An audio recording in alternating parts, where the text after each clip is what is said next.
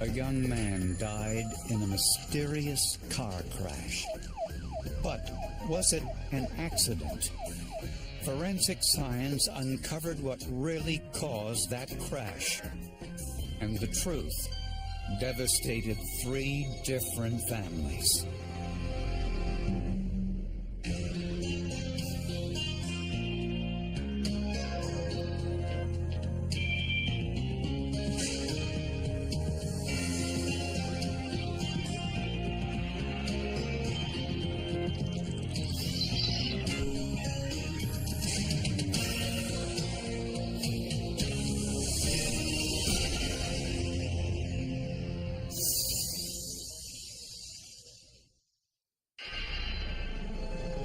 Just before dawn in central Texas, a motorist saw a car on fire off the side of the road down an embankment. By the time firefighters got there, there was very little left. I've never seen a car or a vehicle burn that badly before, where the wheels were melted to the rocks. In the rubble, investigators found the remains of the driver burned beyond recognition. We needed to identify the body that was in the vehicle, which wasn't much of a body. The car was a 1999 Chevy Cavalier registered to Molly and Clay Daniels, a young couple with 2 small children who lived in nearby Leander, Texas. Police discovered that Molly Daniels was home with her children at the time of the accident. She had called me relatively early that morning, hysterical because Clayton wasn't home and she had to get to work and he had the car and she didn't know where he was. Through his personal effects, family members identified the remains as those of Clay Daniels. They found the remains of some tennis shoes that Clay's family members identified as Clay's shoes. They found a Harley-Davidson pin that had gone on a hat that Clay used to wear, and a silver necklace that they identified as being Clay's. I figured that Clayton had been drinking, was at a party somewhere, or just driving fast and lost control. Clay Daniels, an unemployed automobile mechanic, was just 24 years old. Surprisingly, not everyone was sorry he was dead. Absolutely, he's a loser. I've always felt that he was not the best material for her. And I wondered about being a daddy material, but it was her choice to make. Others expressed the same sentiments at his funeral. The memorial, that was a very interesting thing because there was just so much there. His best friend got up and spoke, and he actually told people that Clay was an asshole. No, he wasn't very well liked. He seemed like sort of a loafer and a layabout and a sex offender. So, I mean, what good could you say about him? Clay was not a model citizen. He had recently been convicted for the sexual assault of his 7-year-old cousin and was sentenced to 30 days in prison and 10 years probation. The crash occurred just 3 days before he was to start serving his time. This car fire was June the 18th of 2004. Clay was supposed to be going to jail that Monday the 21st of 2004. And so they thought the timing of that was a little bit suspicious. And police had another angle to pursue. The parents of the sexual assault victim were angry that Clay was sentenced to only 30 days in prison. The sexual assault victim's father made comments prior to this accident that he wanted Clay to go away. So we were thinking maybe the father of the victim made Clay go away. Nevertheless, the community reached out to Molly Daniels, a widow at the age of 21, who had 2 young children to support on an office receptionist salary. My gosh, she had people sending her money. People she did not know sent her money. Her co-workers would put groceries in the house. They would do everything. They bent over backwards for her. She got this discount babysitter in the neighborhood because she put up signs, "I'm the poor grieving widow and I need help with child care." But that generosity ended when less than a month after Clay died, Molly told friends that she had a new boyfriend and that she was the beneficiary of Clay's $100,000 life insurance policy. Her own mother even turned on her. Absolutely, she was raised better than this. There were days that I just kicked myself. What did I do wrong? Where did I go wrong? Clay Daniels' family identified his burned remains by some of his personal items found in the car. There was very little that remained from the fire. There's only 14 pounds of body mass that was remaining, and they didn't have a head, didn't have hands or fingers or toes, nothing to fingerprint. But the medical examiner wanted to be sure, so he extracted the bone marrow from Clay Daniels' hip bone, hoping that enough of his mitochondria survived the fire for DNA testing.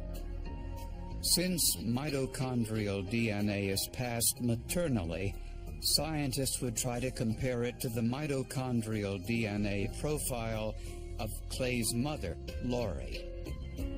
But testing would take up to 6 months. It's not like on CSI on TV at all, so it doesn't happen within the span of an hour.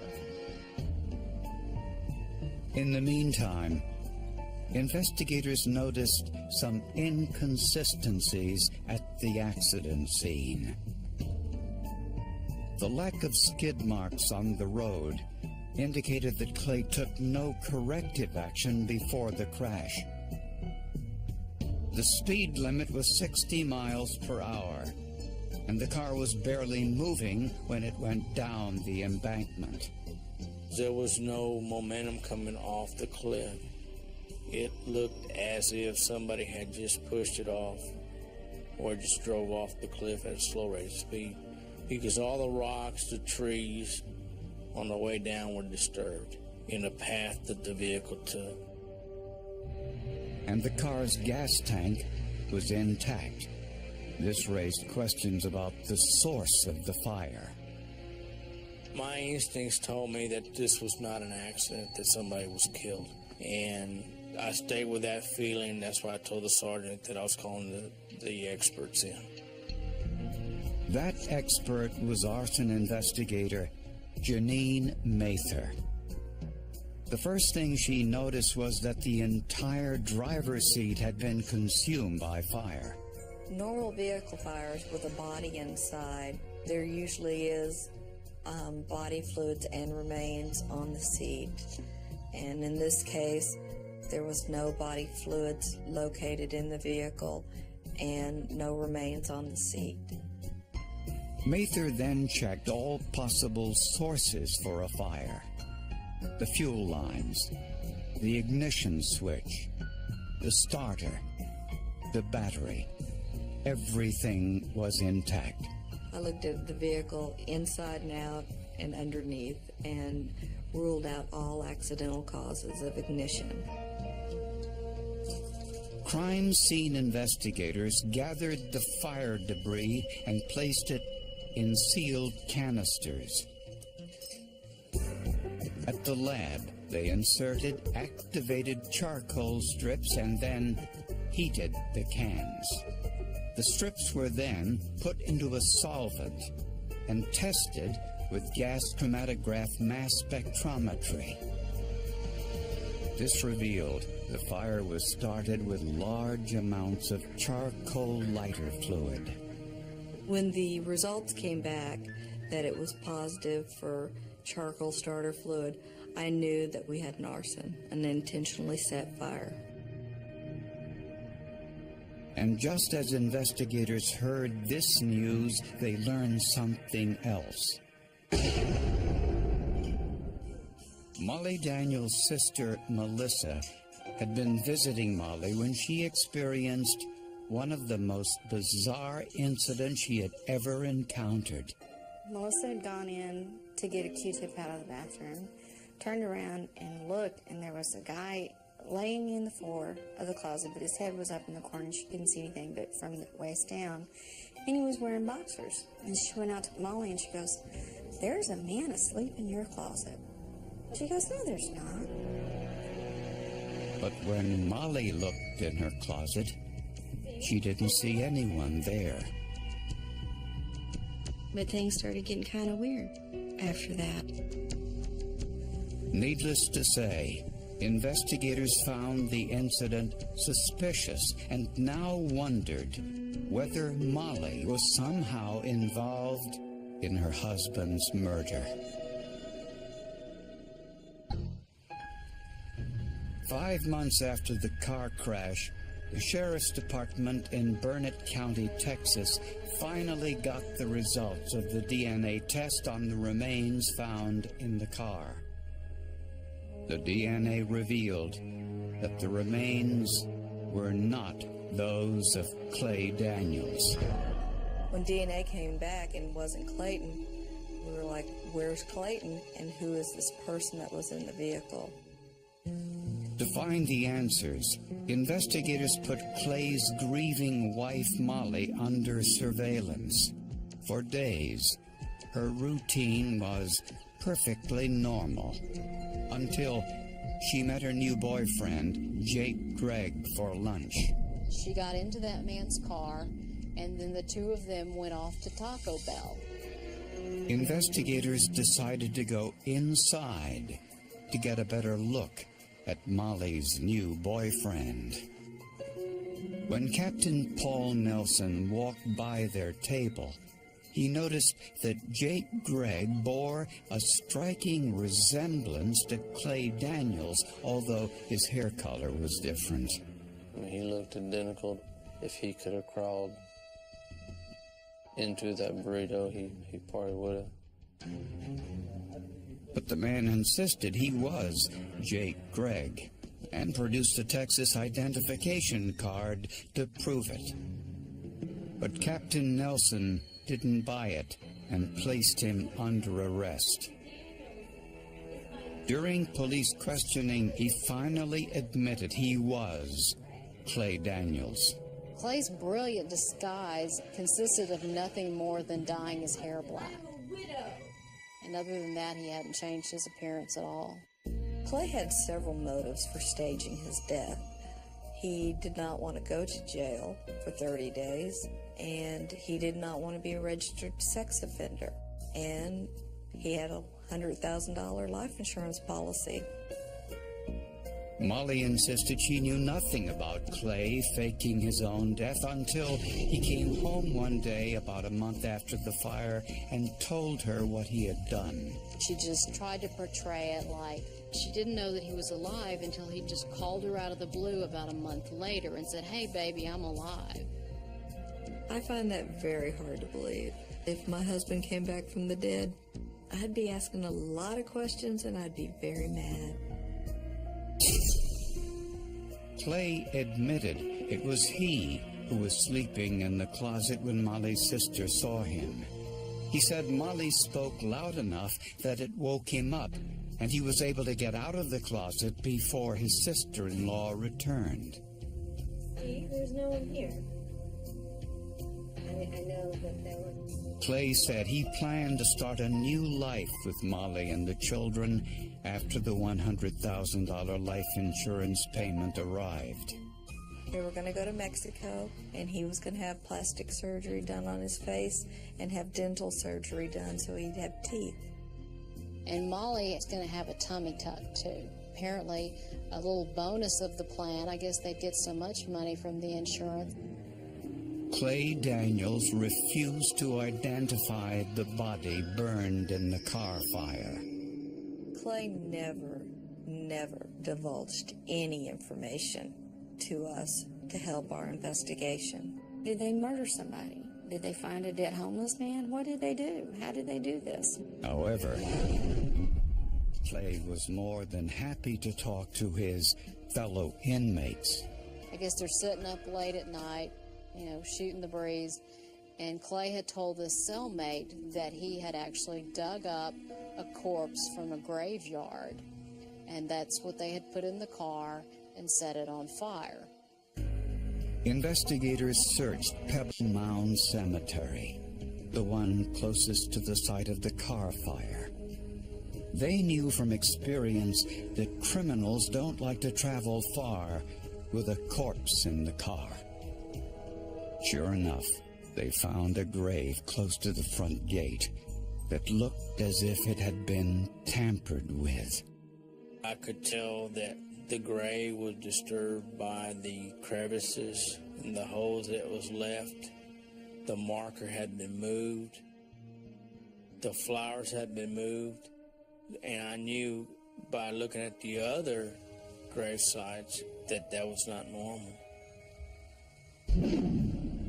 The headstone bore the name Charlotte Davis. She died 6 months before the car crash at the age of 81. Their suspicions were confirmed when they exhumed Charlotte's casket and discovered it was empty. Investigators now wanted to know whether Molly Daniels was involved, and if so, they needed evidence to prove it. Clay Daniels confessed to starting the arson fire and defrauding the insurance company of $100,000 in life insurance. His wife Molly denied any involvement, but investigators didn't believe her. When Molly first talked to the police and told them that ridiculous story that she didn't know that Clay was still alive until a month later, she was sticking by that story for quite some time, and apparently that's what she'd been telling her lawyer, too. Investigators examined Molly's work computer, but they weren't optimistic. By this time, 6 months had passed since the car crash. Depending on how often the computer is used, there's a possibility that some of the evidence that we would have recovered ordinarily would be overwritten. But investigators got a huge break. Molly's computer had been invaded by a keystroke virus right before the staged accident. What the worm actually did was it recorded every letter, every window she opened, every email, just any kind of thing that she's typing in the computer, it recorded and into a text file and saved it. Computer forensic experts did a word search to identify what kind of information Molly had been looking for on the internet. We were finding words like unidentifiable body, forensics on a body, burned car, gasoline fire, 1500 degrees Fahrenheit, just words like that. This proved that Molly not only knew about Clay's plans, but was actively involved. Oh, it was the happiest day of my life when we got that computer forensic exam. It was just, there was no way she could deny that she had been involved from day one of the planning. We saw that computer forensic evidence. What does surprise me is that she was too stupid to do this. She was so stupid that she did this kind of thing and didn't think about the consequences and didn't think about possibility of getting caught.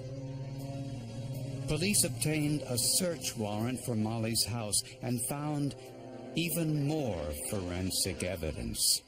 During the search warrant of their residence, we found in the kitchen 2 containers of charcoal starter fluid.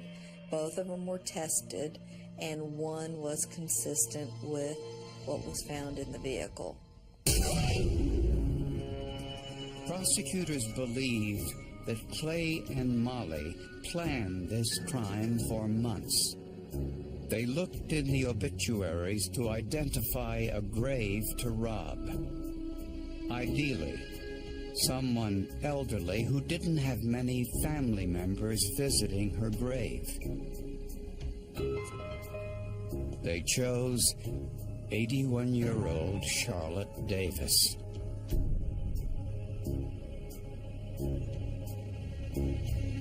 Six months after her death, they dug up her body, drove to the ravine, and set fire to their car, with Charlotte's body inside.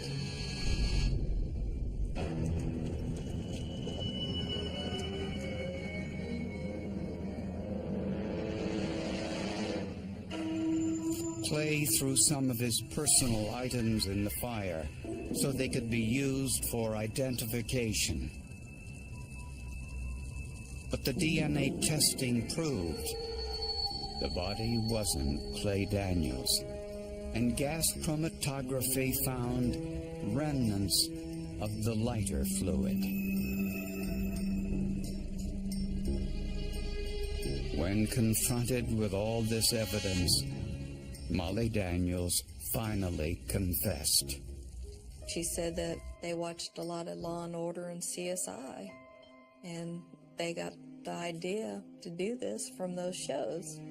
And I asked her, do y'all not watch the end of the shows? Because usually the criminals get caught. And she just laughed. Molly Daniels pleaded guilty to insurance fraud and hindering her husband's apprehension. She was sentenced to 20 years in prison. You do the crime, you do the time.